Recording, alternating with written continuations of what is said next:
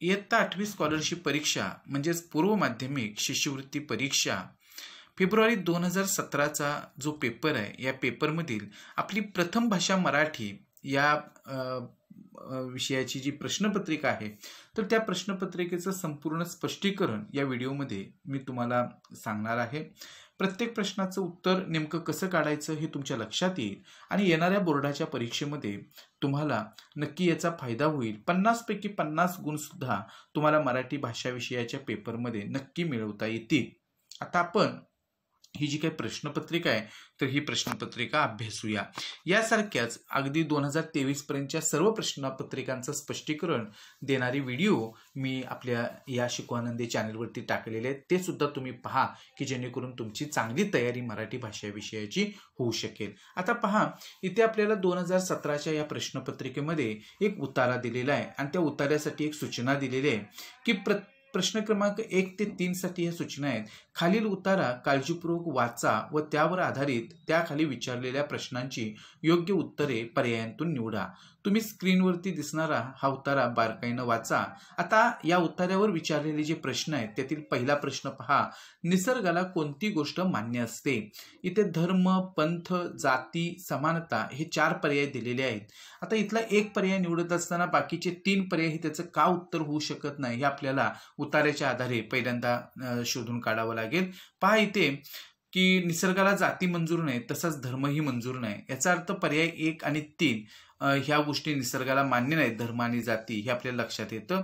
पुढे पहा की धर्म निर्माण केले, पंथ निर्माण केले, निसर्गाला कुठला आला आहे धर्म? म्हणजे धर्म पंथ हे निसर्गानं निर्माण मुळी केलेलंच नाहीये, त्यामुळे इथे धर्म, पंथ आणि जाती हे 3 पर्याय याचं उत्तर होऊ शकत नाही।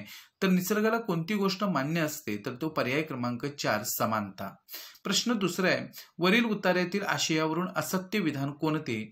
तर इथे आपल्याला ह्या उतार्यामध्ये हे दिलेले जे काही 4 पर्याय आहेत, 4 विधानं जी आहेत तर ती सत्य की असत्य ही उतार्याच्या आधारे आपल्याला पडताळून बघावं लागेल, तेव्हाच आपल्याला याचं अचूक उत्तर काढता येईल। पहा, प्रत्येक व्यक्तीचं अस्तित्व स्वयंभू आहे, तर इथे आपल्याला उतार्यामध्ये ओळ दिलेली आहे की प्रत्येक जण स्वयंभू आहे, याचा अर्थ हे विधान सत्य आहे। आता दुसरं विधान आहे की निसर्गाने धर्म, जात, पंथ निर्माण केले आहेत। आत्ताच आपण बघितलं की निसर्गाने यातली कुठलीही गोष्ट निर्माण केलेली नाही, म्हणजे हे विधान जे आहे तर ते चुकीचं आहे, म्हणजे असत्य आहे। आता तिसरं बघा, जगा आणि जगू द्या असा निसर्गाचा नियम आहे, तर इथे निसर्गाला धर्म असलाच तर जगा आणि जगू द्या एवढाच असू शकतो असं म्हटलेलं आहे, याचा अर्थ हे विधान जे आहे तर ते सत्य आहे। आणि चौथा आहे, दुसऱ्यावर अधिकार गाजवू नये असं निसर्गाला अभिप्रेत आहे, आणि इथं ओळ आहे की एक मनुष्य दुसऱ्याचा मालक होऊ शकतो हे सुद्धा मंजूर नाही, म्हणजे दुसऱ्यावर अधिकार गाजवू नये असं निसर्गाला अभिप्रेत आहे असं या वाक्यावरून आपल्याला लक्षात येतं। आणि म्हणून याचं उत्तर जे आहे तर ते पर्याय क्रमांक 2 निसर्गाने धर्म, जात, पंथ निर्माण केले आहेत हे विधान असत्य आहे, कारण या गोष्टी निसर्गाने निर्माण केलेल्या नाहीत। आता प्रश्न तिसरा या उतार्यावरील, माणसाच्या अहमहमिकेमुळे जीवन पवित्र झाले, ब धर्म निर्माण झाले, पंथ निर्माण झाले, आणि आपल्याला खाली पर्याय दिलेले आहेत। पर्याय 1 आहे ब आणि क बरोबर, 2 फक्त अ बरोबर, 3 अ आणि क बरोबर, फक्त ब बरोबर। आता इथे जर आपण बघितलं तर अहमहमिकेनेच माणसांनीच धर्म निर्माण केले, पंथ निर्माण केले असं म्हटलेलं आहे, म्हणजेच इथं पर्याय क्रमांक ब आणि क जे आहे तर ते विधान जे आहे तर ते बरोबर आहे, म्हणून पर्याय क्रमांक 1 हे या प्रश्नाचं उत्तर आहे। आता पहा, प्रश्न 4 ते 6 साठी सूचना दिलेल्या आहेत। खालील कविता काळजीपूर्वक वाचा व त्यावर आधारित खालील विचारलेल्या प्रश्नांची योग्य उत्तरे पर्यायांतून निवडा। आता स्क्रीनवरती दिसणारी ही जी कविता आहे ती तुम्ही वाचा आणि इथे आपण यावरती विचारलेले जे प्रश्न असतील ते पाहूया। प्रश्न चौथा आहे, कवितेच्या आशयानुसार स्वातंत्र्याचा कोणता फायदा सांगितला आहे? आता कवितेमध्ये आपल्याला कोणत्या ओळीमध्ये याचं उत्तर सापडतं ते पाहूया। पहा, इथे ओळ आहे, जेथे मार्ग असती मार्ग मोकळे ज्ञानाच्या प्राप्तीचे। आता इथे आपण जर बघितलं तर ज्ञानार्जनाचे, विद्यार्जनाचे मार्ग मोकळे होणार आहेत, हा जो पर्याय 2 आहे तो या ओळीशी संबंधित आहे। आता सर्व वाटा स्वच्छ होणार आहेत, माणसांतील भेद दूर होणार आहेत, ईश्वर प्राप्ती सहज होणार आहे, हे याच्यामध्ये आलेलं नाही, पण या ओळीमध्ये पर्याय क्रमांक 2शी संबंधित ही ओळ आलेली आहे, म्हणून याचं उत्तर हे पर्याय क्रमांक 2 आहे. म्हणजे आपण जे उत्तर निवडणार आहोत त्याला आधार असणारी ओळ जी आहे ती ह्या कवितेमध्ये आपल्याला मिळालेली आहे. यावरून आपलं उत्तर हे आपण अचूक निवडलेलं आहे हे लक्षात येईल. हे तंत्र आहे की आपण अशाच पद्धतीनं आधार शोधायचा आहे पर्यायाला, म्हणजे आपलं उत्तर बरोबर येईल. प्रश्न 5वा आहे, कवितेत कशाच्या मदतीची अपेक्षा केली आहे?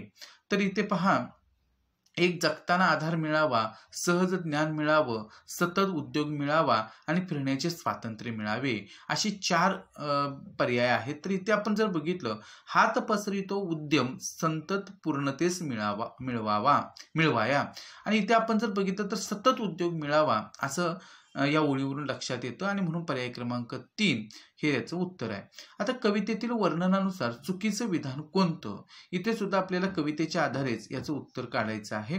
की पहा, इथे मृत रूढीच्या भयान पुलिनी पावनिया लोपला, म्हणजे अशा पद्धतीने आपल्याला प्रज्ञेचा तो निर्झळ निर्मळ लुप्त प्राय न झाला, कृपा प्रेरणा तुझीच कारण ज्या आचार विचारा, आणि म्हणून इथं मनाच्या उन्नतीत अडथळे निर्माण होतात हे त्या ठिकाणी चुकीचं आहे.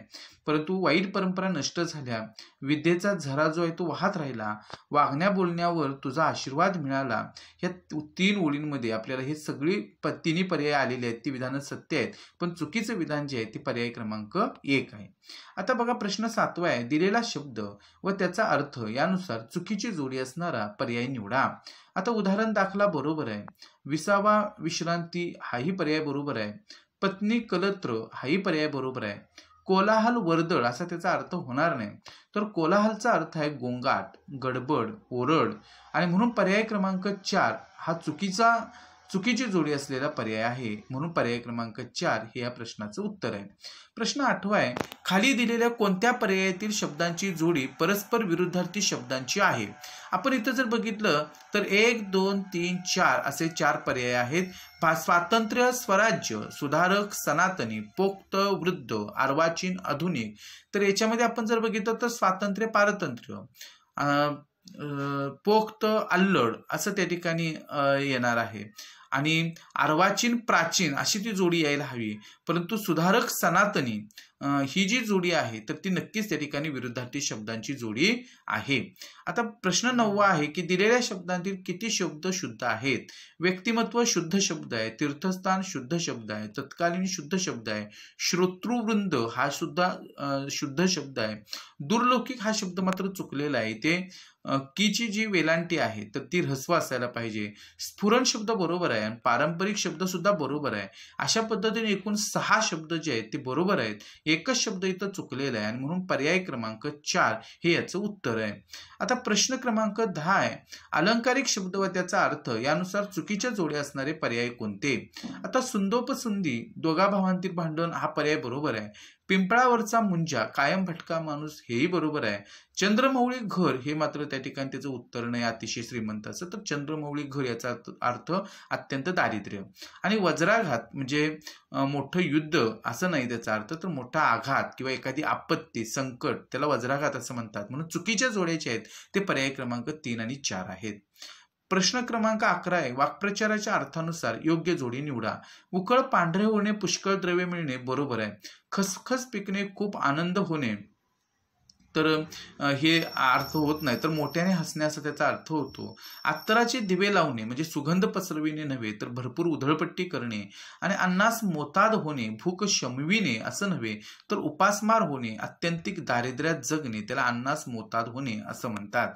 आता पहा, प्रश्न 12वा आहे, बाहेरून गरीब दिसणारी पण मनात कपट असणारी व गुप्तपणे खोडसाळपणा करणारी व्यक्ती या अर्थाची अचूक म्हण कोणती? अर्थातच आपल्याला हे लक्षात आलेलं असेल की गोगलगाय आणि पोटात पाय म्हणजेच त्या ठिकाणी बाहेरून गरीब दिसणारी पण मनात कपट असणारी व गुप्तपणे खोडसाळपणा करणारी व्यक्ती असा त्या अलंकारिक शब्दाचा अर्थ आहे. आणि म्हणून पर्याय क्रमांक अर्थाची म्हण आहे, सॉरी अलंकारिक नाही, अलंकारिक शब्द नव्हे, म्हण आहे ती, आणि म्हणून पर्याय क्रमांक 2 हे याचं उत्तर आहे.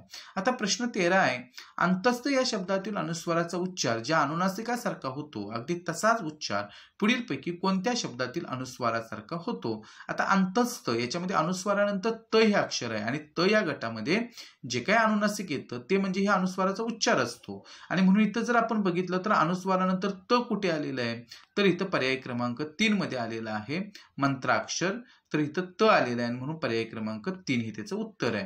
प्रश्न 14 आहे, पहिल्या 5 वर्गातील अनुनासिकांखेरीज कोणत्याही व्यंजनापुढे अनुनासिक व्यंजन आले तर पहिल्या व्यंजनाबद्दल त्याच वर्गातील अनुनासिक येते या नियमात बसणारा जोडशब्द ओळखा. अर्थात याचा विग्रह करून घ्यायचा, आपण एकापुढे एक आलेले वर्ण लिहून काढायचे म्हणजे आपल्याला याचं उत्तर बरोबर काढता येतं. आता जगन्नाथ, जगत अधिक नाथ, इथे पहा त अधिक न एकापुढे एक येणारी हे वर्ण आहेत. इथे आपण जर बघितलं तर त जो आहे तर त्या त बद्दल त्याच गटातील जे अनुनासिक न आहे तर ते येऊन जगन्नाथ असा शब्द तयार झालेला आहे. म्हणजे नियमानुसार जर आपण बघितलं ह्या प्रश्न 14व्या मध्ये तर हा शब्द जो आहे तर तो जुळतोय आणि म्हणून इथं आपण अधोरेखित करून घ्यायचं. आता पुढे पहा, वाक्पती, तर वाक अधिक पती, क अधिक प, आणि अशा पद्धतीनं तो तयार होतो शब्द, त्यामुळे हे त्याचं उत्तर नाहीये. पुनर्जन्म, पुनरधिक जन्म, हा र जो आहे तो पुढे येणाऱ्या ज मध्ये मिसळलेला आहे आणि पुनर्जन्म असा शब्द तयार झाला, म्हणजे हेही उत्तर नाहीये. आणि मनवंतर, मनु अधिक अंतर, व अधिक अ, आता इथे व बद्दल व आलेला आहे आणि तो मनवंतर असा शब्द पुढच्या अ मध्ये तो मिसळला आणि मनवंतर असा शब्द तयार झालेला आहे. अशा पद्धतीनं हे तिन्ही पर्याय होत नाही, पण जगन्नाथ हा पर्याय होतो म्हणून पर्याय क्रमांक 1 हे त्याचं उत्तर आहे. 15वा प्रश्न आहे, हे सगळे असेच्या असे आपल्या आयुष्यातही खरोखरच घडेल या वाक्यातील अधोरेखित शब्दाचा क्रियाविशेषण अव्यय प्रकार ओळखा. तर रीतिवाचक हा खरोखरच हा शब्द जो आहे तो रीतिवाचक क्रियाविशेषण अव्ययाचा शब्द आहे किंवा अव्यय आहे आणि म्हणून पर्याय क्रमांक 2 हे त्याचं उत्तर आहे. प्रश्न 16वा आहे, पुढीलपैकी विरुद्धलिंगी शब्दाच्या चुकीच्या जोड्या कोणत्या, 2 अचूक पर्याय निवडा. आत्मज, आत्मजा म्हणजे मुलगा मुलगी हे बरोबर आहे. आता महोदय महोदया ही पण जोडी बरोबर आहे, पण अज अजी ही चुकीची जोडी आहे आणि नर्तिका नर्तक यायला पाहिजे, ते नर्तन आलेलं आहे आणि म्हणून 3 आणि 4 ह्या चुकीच्या जोड्या आहेत. ते विरुद्धलिंगी शब्दाच्या चुकीच्या जोड्या आहेत म्हणून ते उत्तर 3 आणि 4 हेच येणार आहे. आता प्रश्न 17वा आहे की परिकथा या शब्दाचे योग्य सामान्य रूप कोणते. म्हणजे परिकथा या शब्दाला शेवटी जो प्रत्यय आहे तो लावण्यापूर्वी त्याच्यात जो बदल झालेला आहे त्याला आपण सामान्य रूप असं म्हणतो. तर इथं परिकथे असं होणार आहे, कारण परिकथेत, परिकथेमध्ये, परिकथेला असं आपण म्हणू शकतो पर्याय, किंवा त्याला आपण विभक्ती प्रत्यय जोडू शकतो आणि विभक्ती प्रत्यय जोडण्यापूर्वी मूळ शब्दामध्ये हा बदल होतो म्हणून पर्याय क्रमांक 3 हे त्याचं उत्तर आहे. प्रश्न 18वा, वेल मांडवावर विस्तारली या वाक्याचा प्रयोग ओळखा. आता विस्तारणारी वेल आणि विस्तारण्याची क्रिया सुद्धा वेलीनं केलेली आहे आणि म्हणून वेल मांडवावर विस्तारली हा जो प्रयोग आहे तो अकर्मक कर्तरी आहे. प्रश्न 19वा आहे, उत्कृष्ट सचित्र पुस्तक आपल्या संग्रही ठेवले तर किमान भारतीय नाण्यांपुरते आपले ज्ञान वाढेल या वाक्याचा प्रकार ओळखा. आता इथं जर तर म्हणजे तरनं हे वाक्य जोडलेलं आहे, पण सुरुवातीला पहिल्या वाक्याच्या सुरुवातीला जर असतो तो अध्यारत आहे आणि जर तर हे अर्थातच त्या ठिकाणी संकेतबोधक उभयान्वयी अव्यय आहेत आणि संकेतबोधक उभयान्वयी अव्यय जे आहे तर ते मिश्र वाक्यामध्ये येतं म्हणून पर्याय क्रमांक 4 हे त्याचं उत्तर आहे. प्रश्न 20वा आहे की उत्कट भावना व्यक्त करताना ती दाखविणाऱ्या शब्दाच्या शेवटी कोणते विरामचिन्ह वापरतात, अर्थातच उद्गार चिन्ह. 21वा प्रश्न आहे की आजोबांनी वर्तमानपत्रात त्या सर्व बातम्या वाचून काढल्या या वाक्यातील क्रियापदाचा अर्थ ओळखा. इथे क्रियापदाच्या रूपावरून आपल्याला आज्ञा लक्षात येत नाही, विध्यर्थ म्हणजे कर्तव्य सांगितलेलं नाहीये, संकेतार्थ म्हणजे अट सांगितलेलं नाही आणि इथं फक्त त्याच्यावरून काळ लक्षात येतो म्हणून या ठिकाणी हा जो काही क्रियापदाच्या रूपावरून वाक्य पडणारा वाक्याचा प्रकार जो आहे तर तो स्वार्थी वाक्य आहे म्हणून त्या क्रियापदाचा अर्थ स्वार्थ आहे. प्रश्न 22वा आहे की समासाच्या वैशिष्ट्यानुसार अयोग्य विधान कोणतं. तर पहिलं विधान आहे की बहुव्रीही समासात दोन्ही पद महत्वाचे असूनही त्यावरून तिसऱ्याच अर्थाचा बोध होत नाही तर बोध होतो असं पाहिजे होतं, कारण तिसऱ्याच पदाचा बोध त्या बहुव्रीही समासाच्या शब्दातून करून दिलेला असतो म्हणून हे विधान जे आहे तर ते अयोग्य आहे म्हणून पर्याय हे त्याचं एक हे उत्तर आहे त्याचं. अव्ययभाव समासात पहिले पद प्रमुख असतं हे विधान बरोबर आहे. द्वंद्व समासात दोन्ही पदं महत्वाची असतात हेही विधान बरोबर आहे. आणि तत्पुरुष समासात दुसरे पद प्रमुख असते हेही विधान बरोबर आहे. आणि म्हणून 22व्या प्रश्नाचं उत्तर पर्याय 1 आहे. प्रश्न 23वा आहे. पुढील पैकी उत्प्रेक्षा अलंकाराची उदाहरणं कोणती? 2 अचूक पर्याय निवडायचे आहेत. पहा, पहिला प्रश्न आहे की विद्या हे पुरुषास रूप बरवे की झाकली द्रव्ये ही, हे उत्प्रेक्षा अलंकाराचं उदाहरण आहे. मुख जणू कमलच आहे हे सुद्धा उत्प्रेक्षा अलंकाराचं उदाहरण आहे. आता ये अवखळ पोरी समान आज सकाळ हे उपमा अलंकार आहे. हिरवळ आणि पाणी तेथे स्फूर्ती मजला गाणी हा यमक अलंकार आहे. आणि म्हणून पर्याय क्रमांक 1 आणि 2 हे त्याचं उत्तर आहे. प्रश्न 24वा आहे की पुढीलपैकी महात्मा ज्योतिराव फुले यांची कोणती साहित्यकृती नाही? तर शेतकऱ्याचा असूड ही साहित्यकृती महात्मा फुले यांची आहे. गुलाम ही साहित्यकृती नाही पण गुलामगिरी आहे.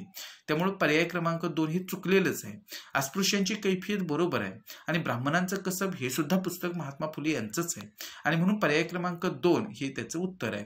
प्रश्न 25वा आहे. खालीलपैकी कोणत्या टोपण नावाने त्यासमोर दिलेल्या साहित्यिकास ओळखले जात नाही? आता पहा, इथे कवी बी जे आहेत ते नारायण मुरलीधर गुप्ते बरोबर आहे. आरती प्रभू चिंतामण त्र्यंबक खानोलकर हेही जोडी बरोबर आहे. आता माधवानुज माधव त्र्यंबक पटवर्धन ही जोडी चुकीची आहे. कारण माधव त्र्यंबक पटवर्धन म्हणजे माधव जोडी आहे. आणि माधवानुज म्हणजेच काशीनाथ हरी मोडक. रानकवी नाधो महानोर हेही बरोबर आहे. म्हणून पर्याय क्रमांक 3 हे या 25व्या प्रश्नाचं उत्तर आहे. विद्यार्थी मित्र हो, तुम्हाला या प्रत्येक प्रश्नाचं उत्तर कसं काढायचं हे मी तुम्हाला समजावून दिलेलं आहे. परंतु शेवटी आपण कशा पद्धतीनं भाषा विषयाची तयारी करतो यावरून आपल्याला ह्या प्रत्येक प्रश्नाचं अचूक उत्तर काढता येणार आहे. आणि म्हणून जास्तीत जास्त प्रश्नपत्रिका सोडवा, बोर्डाच्या प्रश्नपत्रिका सोडवा, म्हणजे तुमचा आत्मविश्वास वाढेल आणि तुम्हाला जास्तीत जास्त गुण मिळायला मदत होईल. आज आपण या व्हिडिओमध्ये इथेच थांबू. धन्यवाद.